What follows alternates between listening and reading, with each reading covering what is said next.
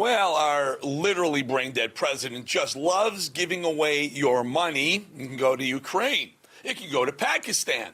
And it's going to Africa, $1 billion to Africa for humanitarian aid. But what about the devastated residents, I don't know, of let's say, Asheville, North Carolina? Because Hurricane Helene ravaged North Carolina 8 weeks ago. That's 2 full months, and guess what, friends? The footage I'm playing right now, right there on the screen, if you're listening on radio, on Spotify or Apple, you can't see the devastation that we're showing you right now. Well, that's from now, and not 8 weeks ago. It's now. Incredible. It still looks like that. It's this week we're showing you, folks, a devastation. We're looking at devastation. Residents are sleeping in RVs to this day. They're sleeping in tents, all because our president gave them absolutely no help. Oh, sorry. The feds gave each broken down household 700 measly bucks. That is until the FEMA money ran out due to FEMA giving all your money, billions, to illegals around the country. That's what we call America Last. And now they know why America First was so popular this past November 5th, don't they? Well, do you have any idea how far $1 billion would go to those poor people in North Carolina right now? Maybe we could have used some of that money, I don't know, to fix the busted sewage lines or clean up the debris. I don't know. Get these tax-paying Americans off their lawns in tents and back into their homes. But under Joe Biden, it's always America Last. He didn't care about Asheville. Those poor residents who lost everything they had, well, they looked to their commander-in-chief for help when they needed it most, and he bluntly told them to take a hike. Joe Biden cares more about Africa than he does about North Carolina and America. Yet somehow Americans put that clown in office. Let that sink in for just a minute. It's hard to overstate just how screwed this country has been under Joe Biden. I understand we only have 47 more days to go, but do you think a very hostile world is simply going to sit back and wait for Donald Trump? 2 U.S. Navy ships were just attacked, 2 by Houthi missiles. That's the 3rd time in 3 months that this has happened.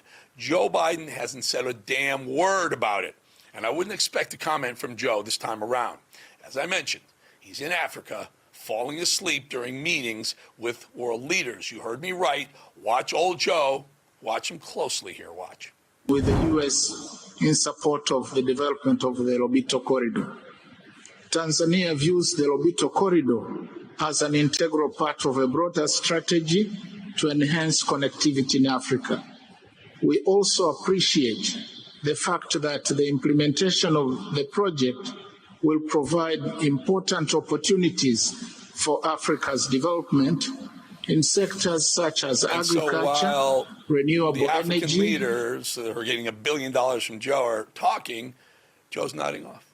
He's just nodding off. He's falling asleep. That's just great. The President of the United States on video, sleeping, literally sleeping at a round table with his global counterparts.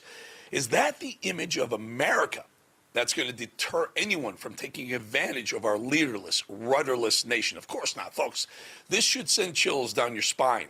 What do you think Putin said when he saw that video?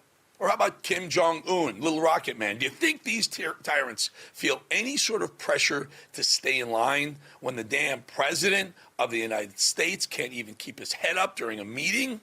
Of course not. Like I said, in 47 days, our global affairs will be much better, handled much differently. Donald Trump has been on fire since getting elected. He's told Mexico to keep their aliens, then jokingly but somewhat seriously.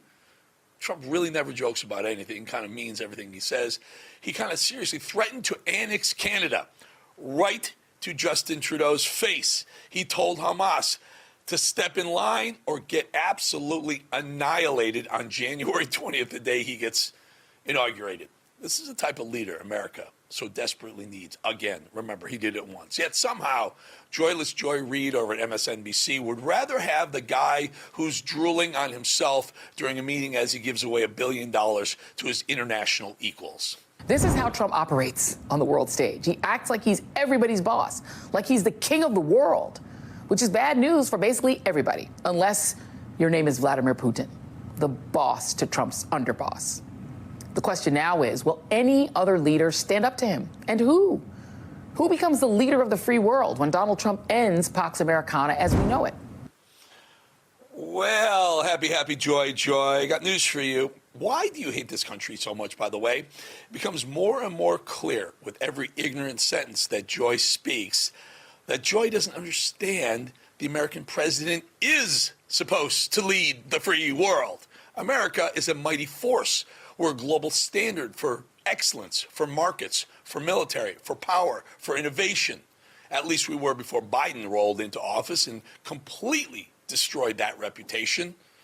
A return to American greatness is on the horizon. And Joy Reid, if you don't like it, well, then maybe you should take, I don't know, the advice of Ellen DeGeneres or Ellen DeGeneres' route and pack your designer bags and get the heck out.